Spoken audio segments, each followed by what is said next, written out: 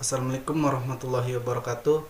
Kami dari kelas D Ekonomi Syariah Universitas UIN Raden Intan Lampung akan sedikit menjelaskan tentang materi makalah kami yang berjudul Strategi Orientasi Pasar. Sebelumnya, perkenalkan, nama saya Erlangga, NPM 1851010259. Nama saya Sia Kustriani, NPM 1851010215. Nama Safira, NPM 1851010267. Baik, yang pertama kita akan membahas tentang pengertian strategi orientasi pasar.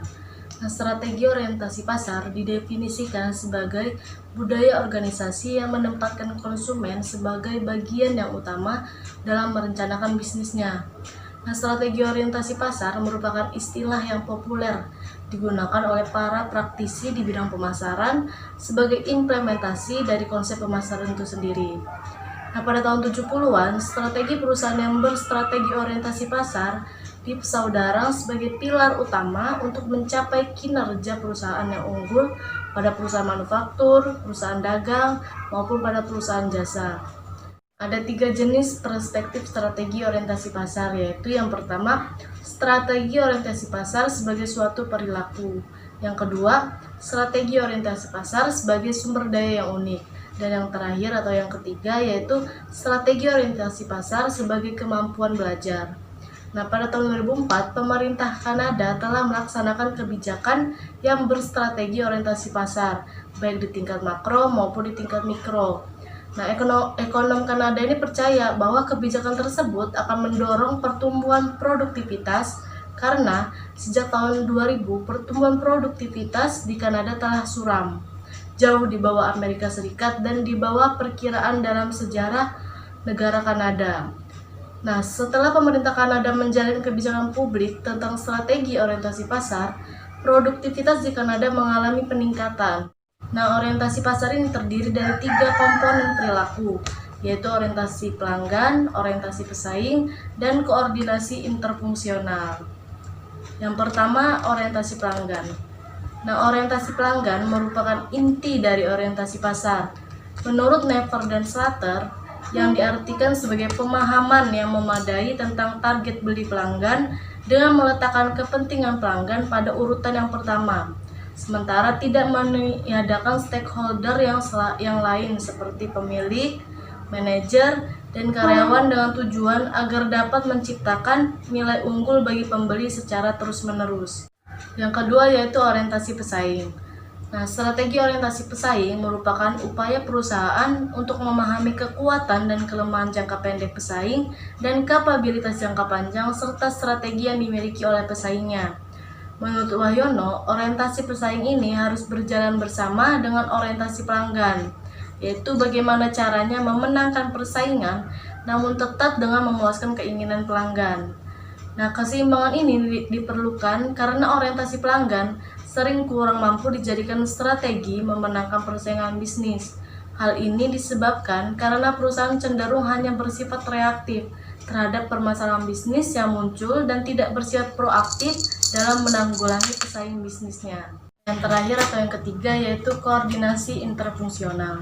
Nah, koordinasi interfungsional didasarkan pada pendayagunaan semua sumber daya yang digunakan perusahaan secara koordinasi untuk menciptakan superior value bagi konsumen yang ditargetkan.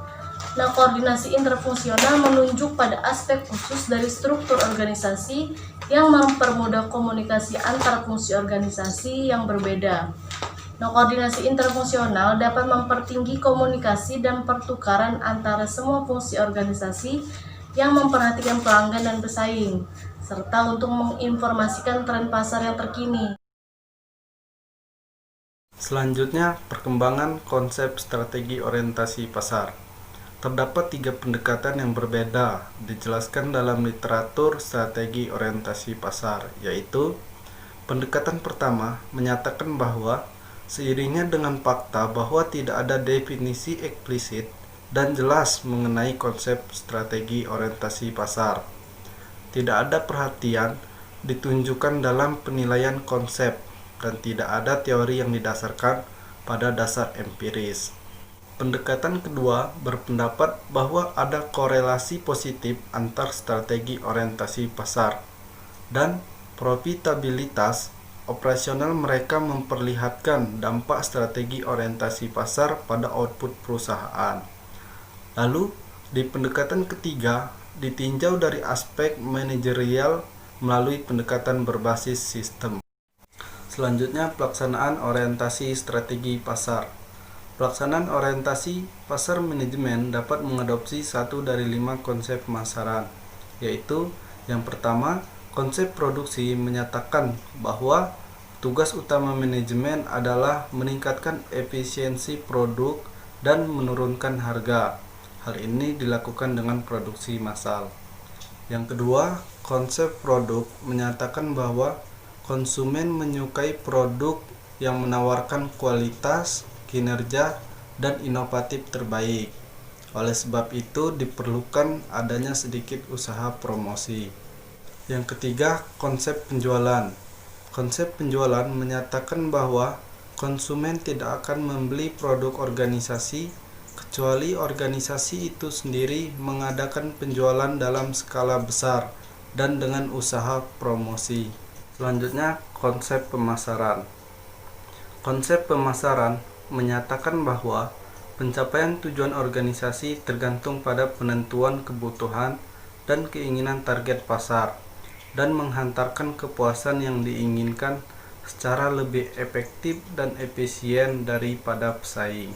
Yang kelima, konsep berwawasan sosial menyatakan bahwa menghasilkan kepuasan pelanggan dan kesejahteraan sosial jangka panjang adalah untuk mencapai tujuan perusahaan dan memenuhi tanggung jawab sosialnya.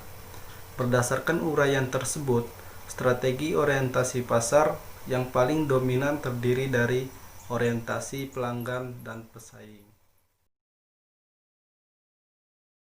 Indikator strategi orientasi pelanggan. Strategi orientasi pelanggan adalah merupakan dimensi dari strategi orientasi pasar yang paling utama. Mavando et al. 2005 dalam penelitiannya menjelaskan untuk meningkatkan strategi orientasi pelanggan dengan cara meningkatkan indikator dari strategi orientasi pelanggan. Indikator strategi orientasi pelanggan digambarkan sebagai berikut. 1. Komitmen dari semua pengelola terhadap usaha untuk memuaskan pelanggan. Semua pengelola harus berusaha memberikan nilai yang lebih tinggi dari produk atau jasa yang diserahkan kepada pelanggan daripada biaya yang dikorbankan pelanggan. 2. Mengumpulkan informasi kebutuhan dari pelanggan untuk dapat dipenuhi perusahaan. Misalnya, dengan memberikan selembaran kertas meminta kepada pelanggan yang membeli produk atau jasa kita untuk memberikan saran, kualitas dan kuantitas yang diharapkan sehingga kebutuhan dan keinginan mereka terpenuhi. 3. Berusaha menentukan cara memuaskan pelanggan. Setiap pelanggan mengharapkan nilai yang diterima dari penggunaan atau pembelian produk sangat bervariasi sehingga memerlukan cara pemuasannya juga bervariasi. Cara menentukan agar pelanggan puas yaitu memenuhi harapan pelanggan. 4. Berusaha untuk mengetahui keluhan pelanggan dan mencari penyebabnya, serta berusaha untuk memperbaiki yang menyebabkan mengeluhnya pelanggan. Strategi orientasi pesaing, yaitu mengadakan diskusi tentang informasi pesaing, berusaha mencari informasi keunggulan pesaing, dan berusaha untuk menerapkan yang terbaik yang sudah dilakukan pesaing, mendiskusikan strategi pesaing sehingga dapat dibandingkan dengan strategi perusahaan. Indikator strategi orientasi pesaing dijelaskan oleh Kircha et al. 2005, yaitu 1. Mengadakan diskusi tentang informasi pesaing yang diikuti oleh semua yang terkait dengan pengelola usaha. Misalnya, diperoleh informasi pesaing menurunkan harga, maka perlu didiskusikan apakah kita mengikutinya atau tidak. 2. Berusaha mencari informasi keunggulan pesaing dan berusaha untuk menerapkan yang terbaik yang sudah dilakukan pesaing. 3. Mendiskusikan strategi pesaing sehingga dapat dibandingkan dengan strategi perusahaan kita. 4. Merespon tindakan pesaing sehingga dapat menentukan hal yang harus dilakukan. Dan 5. Mengungguli pesaing dalam segala hal. Misalkan, kualitas produk lebih baik, proses produksi lebih bersih, dan pelayanan yang lebih prima. Jadi, kesimpulannya adalah strategi orientasi pasar adalah budaya organisasi yang menempatkan konsumen sebagai bagian utama dalam merencanakan bisnisnya. Orientasi pasar terdiri dari 3 komponen, yaitu orientasi pelanggan, orientasi pesaing, dan orientasi koordinasi. Dan dalam melaksanakan strategi orientasi, manajemen dapat mengadopsi 1 dari 5 konsep pemasaran, yaitu konsep produksi, konsep produk, konsep penjualan, konsep pemasaran, dan konsep pemasaran berwawasan global. Baik, mungkin itu saja yang dapat kami sampaikan. Semoga bermanfaat untuk teman-teman semua. Dan apabila ada kesalahan dan kekurangan dari apa yang kami sampaikan, kami mohon maaf dan kepada Allah kami mohon ampun. Akhirul kalam, ihdinas siratal mustaqim, wallahul muwaffiq ila aqwamit thoriq. Wassalamualaikum warahmatullahi wabarakatuh.